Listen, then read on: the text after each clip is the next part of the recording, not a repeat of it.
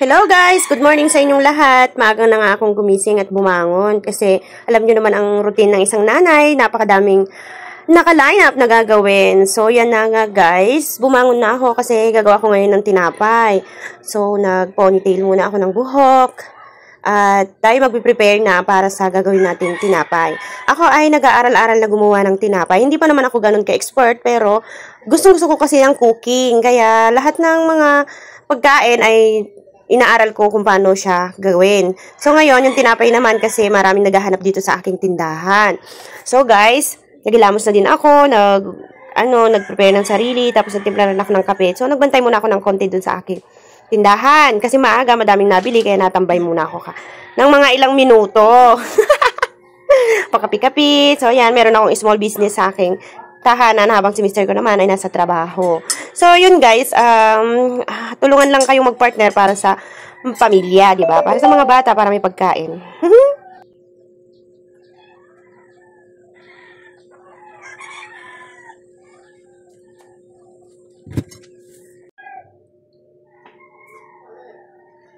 Gagawa tayo ng tinapay, guys. 1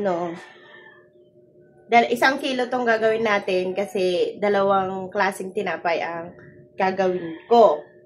Yan. 1 kilo.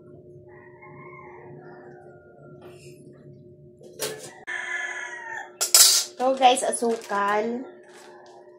1 cup ang lalagay. 3/4 kasi to. Kaya medyo lagyan natin siya ng ulo. Para 1 cup. Powder. 2 spoon. Yung yes. Ito natin siya ilalagay. 2 spoon. Soy asin. 2 spoon.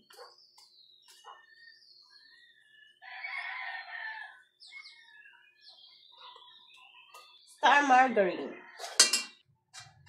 Oil. 4 na spoon. Ito ay vanilla. Lalagyan din natin. Ito guys, tubig. Lalagyan din natin siya. Sukat nito ay 4 na cup. Tapos, tutunawin muna natin siya. Tapos, ilalagay na natin to.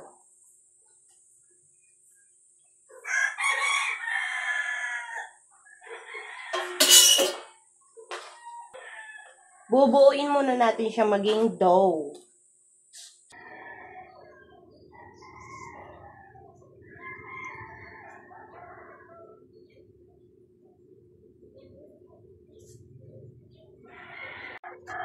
Pwede kayong guys mag-add ng water kapag hindi nyo pa nababasa lahat, wala na, dry na siya. Hindi ako agad nagdadagdag ng madaming tubig sa unang, gawa ng, baka masyadong basa, hindi ko na siya ma-roll.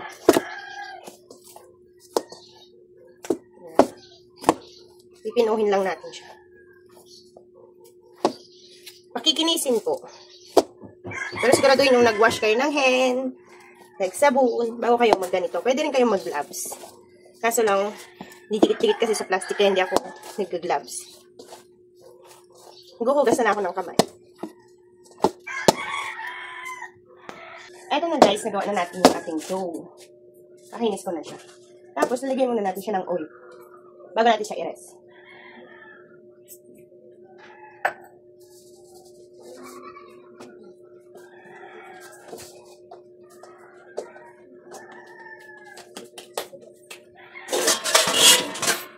Tatakpan natin siya. Ito, lumaki na siya. So, na siya, gagawin ko na siyang tinapay. Hati-hatiin ko na kung sa size na gusto ko.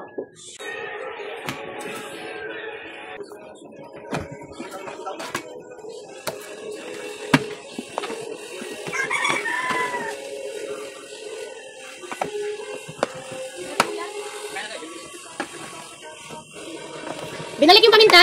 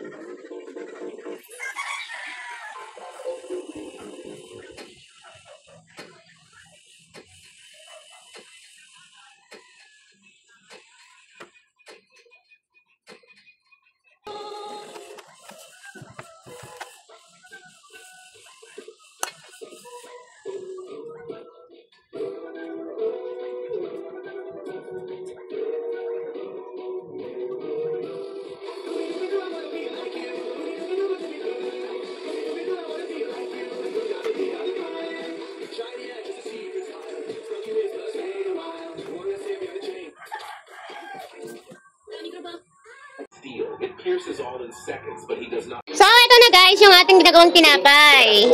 4 na tray. Ito ay pinalamanan ko ng cheese sa loob. Tapos yung ginawa kong palaman.